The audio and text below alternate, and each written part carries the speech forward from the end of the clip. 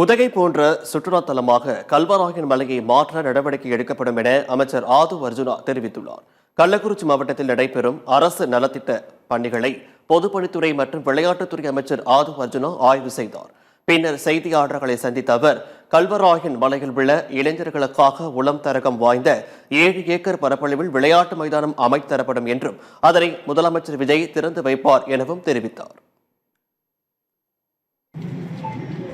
கீழே கள்ளக்குறிச்சியில் 2 hostel, boys hostel, girls hostel ரெண்டுமே தொடங்குறதுக்கு பிளான் பண்ணியிருக்கோம். அதே ப்ராஜெக்டை கல்வராயன் மலையிலையும் அதே 7 ஏக்கர்ல 400 மீட்டர் ட்ராக்கோட ஒரு ஸ்விம்மிங் பூலோட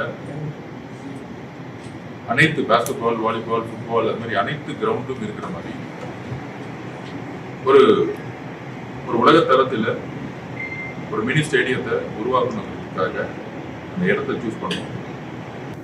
உறுதியாக கூடிய சீக்கிரத்தில் கல்வராயன் மலை ஒரு தமிழ்நாட்டில் எப்படி ஊட்டி மாதிரியோ ஒரு சுற்றுலா தலமாக மாறும்.